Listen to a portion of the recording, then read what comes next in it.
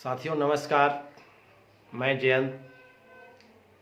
आज फिर एक वीडियो के माध्यम से मैं अपने बिहार के तमाम नियोजित शिक्षक साथियों के बीच अपनी उपस्थिति दर्ज करवा रहा हूं। मैं सबसे पहले आज कहना चाहूँगा कि आज चैती छठ का पहला अर्घ्य है। माँ छठी सबका कल्याण करे। मैं सभी के लिए आशीर्वाद की कामना करता हूँ। सभी के लिए आशीर्वाद छठी मैया से मांगता हूँ कि हम सभी शिक्षकों का कल्याण करें। नियोजित शिक्षक जो अस्तित्व बचाने के लिए अपना खड़े हैं, सरकार से आमने सामने, आप हमारी मदद करें।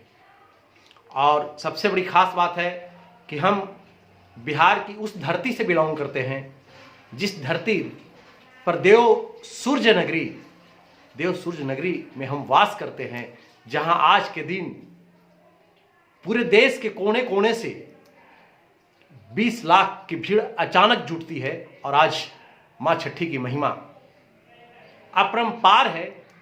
आज और कल 2 दिन तक हमारे औरंगाबाद जिले में देव की धरती पर देश के कोने कोने से माँ छठी मैया का व्रत करने लोग आते हैं। हम उस धरती से बिलोंग करते हैं।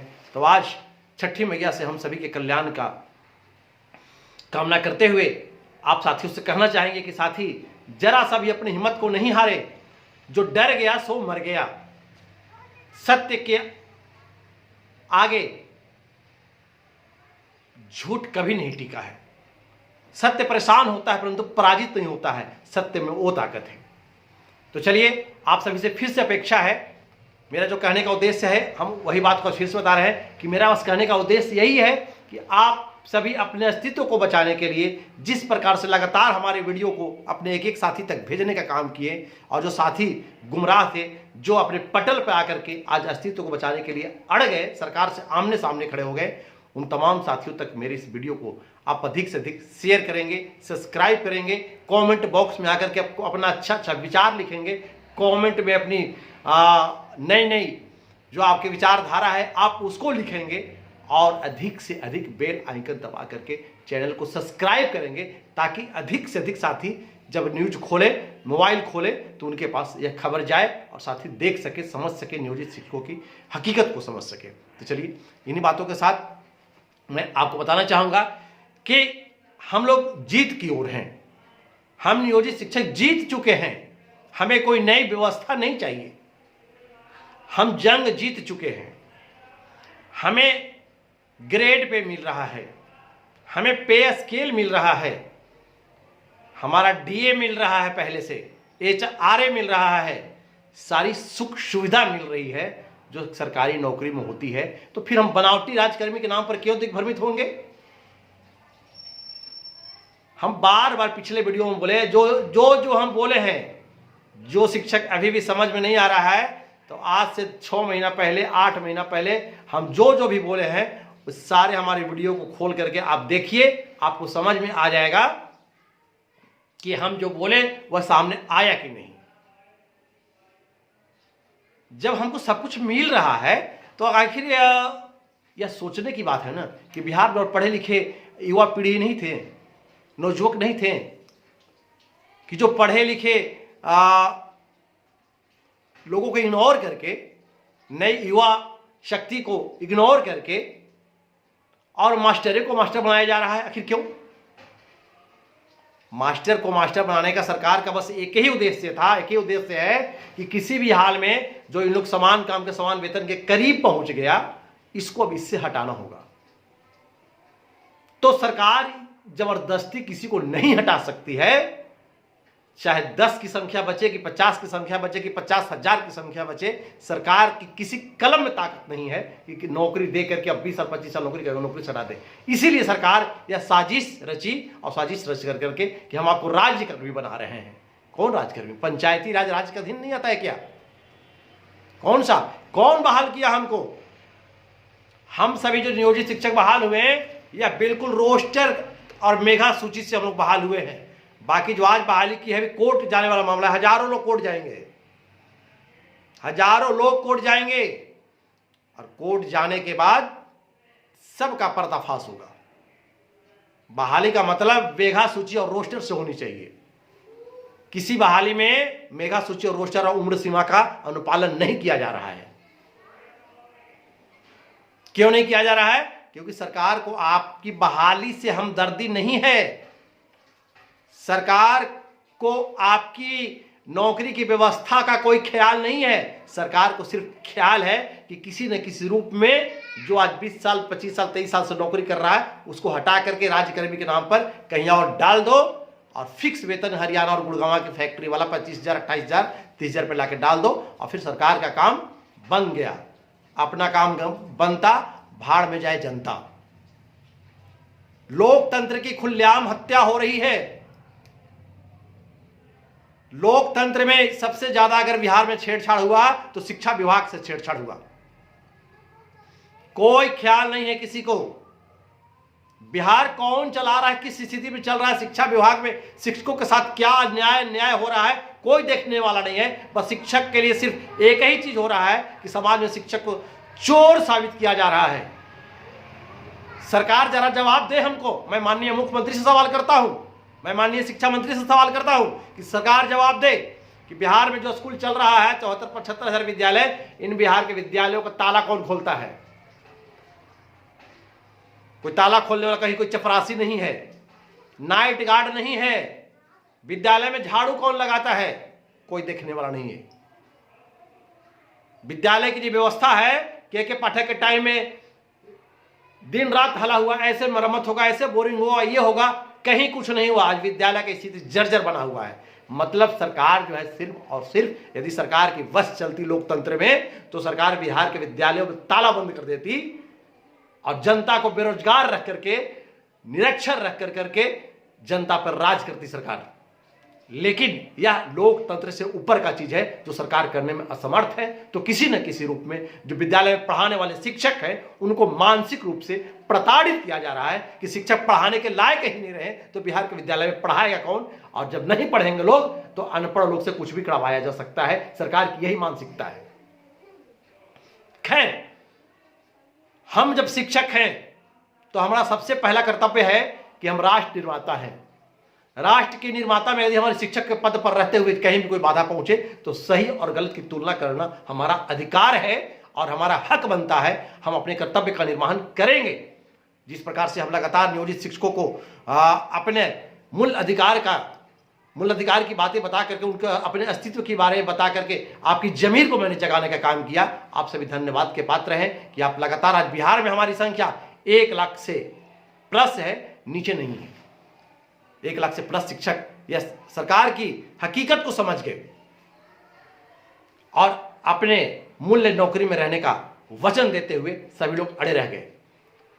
जो आज चले गए, अब तरह तरह के लोग सगुफा छोड़ रहे हैं कि बाद में एरियर मिलेगा हम लोग को, बार में फिर से एक बार वेतन बढ़ेगा, बार में फिर हम लोगों को नाम सहायक शिक्षक दे दिया जाएगा।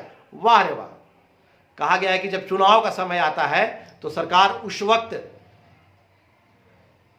जनता का और अपने लाभ का सारा कार्य करती है सरकार, ताकि अधिक से अधिक उसकी वोटर बढ़ जाए।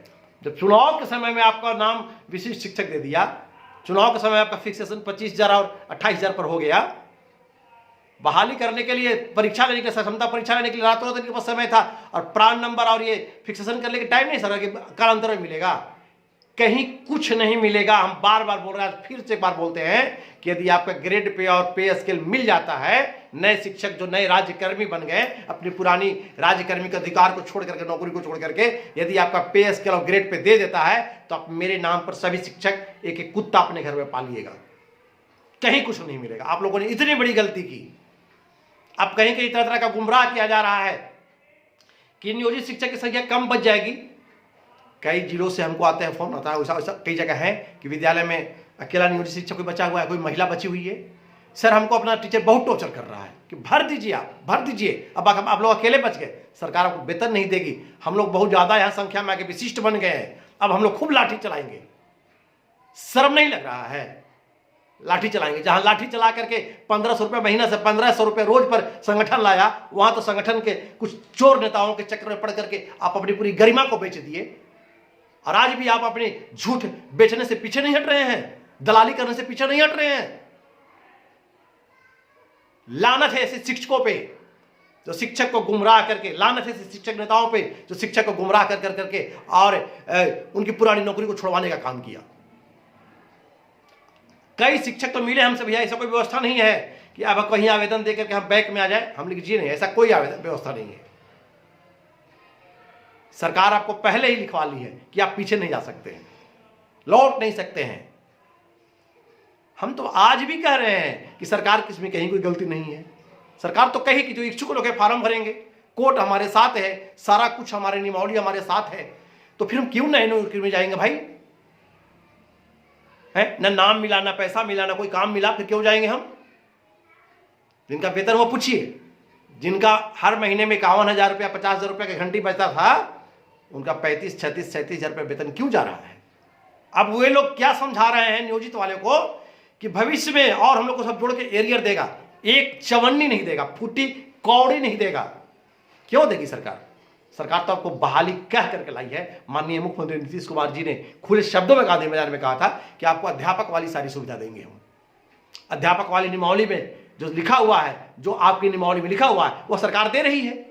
आप सब शिक्षक हैं, आप पढ़ लिख कर जानबूझ समझ करके गए हुए हैं, इसमें सरकार की कहां गलती है? इसलिए हमारे बिहार के तमाम नियोजित शिक्षक साथी, आपको सब कुछ मिलेगा, आप कहीं किसी से कोई गुमराह नहीं हो। आपको हम स्पष्ट हम लोग कह दिए कि हम लोग अपने मांगों के समर्थन में जब अड़े हुए हैं तो अंतिम क्षण तक लड़ेंगे, और लड़ने की ज्यादा आवश्यकता नहीं है। हम सिर्फ अपनी विचारधारा और सरकार की विचारधारा के साथ लोकतंत्र में अपनी आवाज को उठाते रहेंगे, और किसी भी हाल में हम लोग अपनी मांग से पीछे मुंह नहीं मुड़ेंगे। किसी प्रकार की बहकावे में आने की आवश्यकता नहीं। कितना सुंदर नौकरी हमारा है।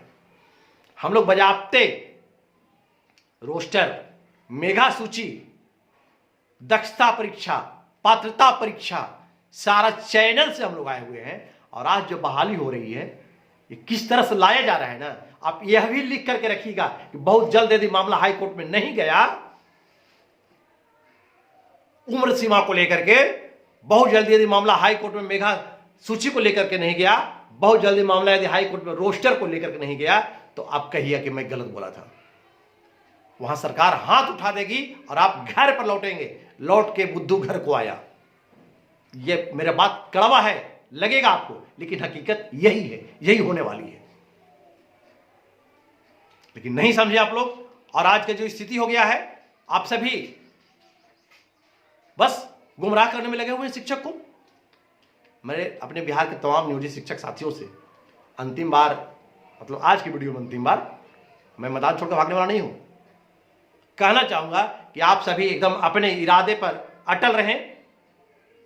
अगर आपको कहीं कोई परेशानी होती, अभी कहीं कहीं मामला आ रहा है, कहीं कहीं किसी विद्यालय के प्रधानाध्यापक जो कुछ हैं, जो नियमित वाले, जिनको मैं बड़े भाई बोलता हूं, लेकिन तकलीफ की बात है कि आप विद्यालय में जो फूट डालो राज करने का नीति अपना रहे हैं। कहीं कहीं आ रहा है, औरंगाबाद से औरंगाबाद के मदनपुर प्रखंड के एक विद्यालय से भी मामला आया है, शायद वह विद्यालय ताराडी है, वहां से ही मामला आया है कि वहां के प्रधानाध्यापक चाहे जो भी हो, वह क्या कर रहे हैं, अभी जब सरकार का कोई पत्र नहीं है, सरकार का कोई आदेश नहीं है, आप किस आधार पे जो पहले से नियोजित शिक्षक सीनियर था उसका नाम सबसे पीछे कर दे रहे रजिस्टर पे, शिक्षक उपस्थिति पर? आपको पत्र मिला है क्या?